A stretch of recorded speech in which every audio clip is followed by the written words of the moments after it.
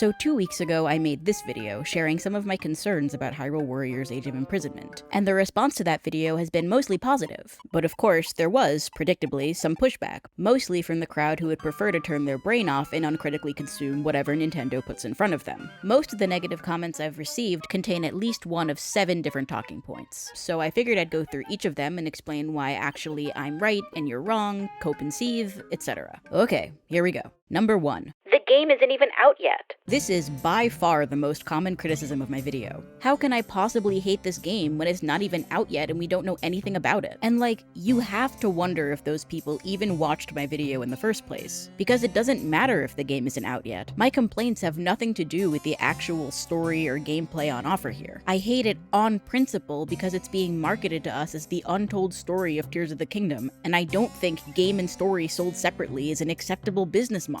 The quality of the game itself is basically irrelevant to my point, since the thing I actually have a problem with is the underlying corporate greed. If they wanted to do something interesting with this story and these characters, they should have done it in the actual game, not in a separate full-price spin-off 2 years later. Speaking of which, number 2. There's nothing wrong with a prequel retroactively adding more stuff to a story. There's been no shortage of people politely informing me that actually, prequels add new details to stories all the time. And do I just hate all prequels? And the answer is obviously no. I don't hate Better Call Saul for fleshing out a handful of characters from Breaking Bad. On the contrary, I love that show. The difference between Better Call Saul and Age of Imprisonment is that Breaking Bad was telling a compelling story in and of itself. It wasn't boring or repetitive, it had characters I actually cared about, and it ultimately left me feeling satisfied. Tears of the Kingdom, though, to put it mildly, it's no Breaking Bad. Age of Imprisonment isn't some opportunity to flesh out the details of a story that was already good, it's a transparently greedy attempt to sell us the story they refused to tell in Tears of the Kingdom beyond showing us the exact same cutscene 4 fucking times. That's also why I'm upset about Age of Imprisonment, but not Age of Calamity. Breath of the Wild story accomplished everything it needed to within the context of the original game, something I'll talk about at great length when that video eventually comes out. Age of Calamity was a nice little bonus for people who wanted more scenes with Zelda and the champions, not some essential story that should have been in the base game to begin with. Number 3. What if I'm just buying it for the gameplay? This line is dripping with insecurity. Like, it's not enough to just buy the game. You need to have your every purchase validated by famous YouTuber Skitty Bitty. So, okay, sure. If you really want Tears of the Kingdom flavored Muso slop, that's fine. It's your money, spend it how you'd like. Number 4. Who cares about the story in these games anyway? Well, a lot of people, obviously. This is such a weird argument to me because if nobody cared about the story, they wouldn't be describing this game as the untold story of the imprisoning war. Or, God forbid, the canonical events that led to the Legend of Zelda Tears of the Kingdom game. Nintendo knows that people care about the story. They're looking to profit off of the people who care about the story. That's why I said, do not fall for this in my original video. Story's never been the biggest priority for Zelda games, but that doesn't mean it's not important at all, and it certainly doesn't mean that people are wrong to care about it. Number 5. Japan doesn't even really care about Canon. It's a Western thing. This is a profoundly strange generalization to make about a country of more than 120 million people.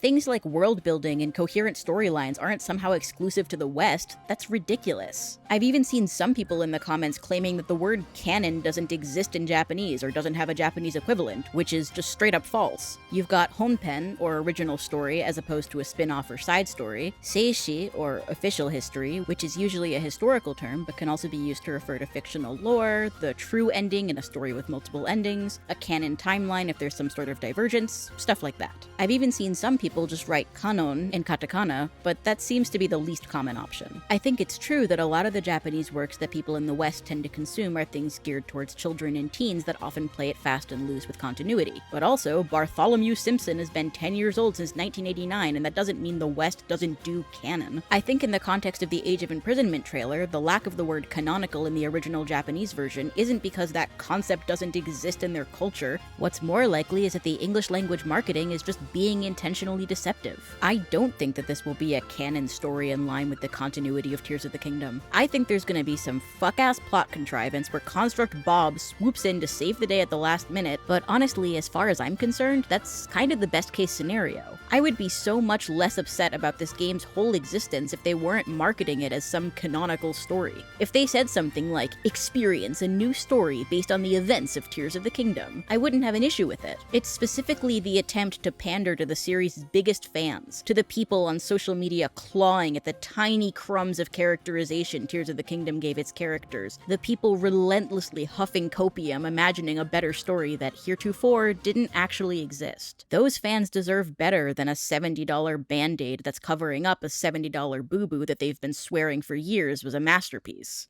Number 6. You're just a hater. Well, yes. Famous Tears of the Kingdom hater Skitty Bitty does in fact hate the Tears of the Kingdom spinoff. This should not be surprising to anyone. I'm also not sure why people keep insisting my content must be rage bait or grifting or whatever.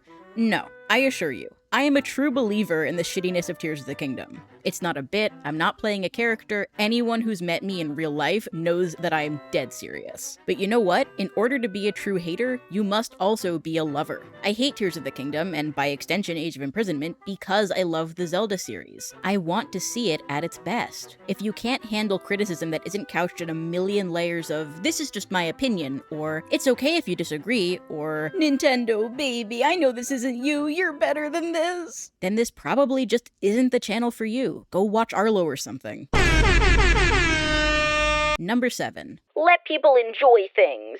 I do let people enjoy things. I have never once said, if you enjoy Tears of the Kingdom, you're a bad person, because I don't think that. I don't begrudge other people their enjoyment of that game. All I want is for people to have standards. Besides, what if I enjoy critical thinking and shitting on Tears of the Kingdom? Have you considered that it is you who is not letting me enjoy things? If you don't want to see negativity about Age of Imprisonment, my first recommendation would be to not click on a video called I already hate Age of Imprisonment. Phew. Okay. Making this video was a fun little distraction, and now I'm going back to the Breath of the Wild mines. I've written about 15,000 words so far, but I'm just getting started. My tentative release date for the video is still October 19th, but I really want this video to be as good as it possibly can be, so if I need to delay it to December, I will. Either way, it is scheduled for a release in 2025, so look forward to that. Thank you so much to my patrons now and always, and I'll see you next time. Thanks for watching. Also, yes, her name is pronounced Fi. Sometimes they say Fi, sometimes they say Fee. It doesn't fucking matter. I say Jif, too. Fight me.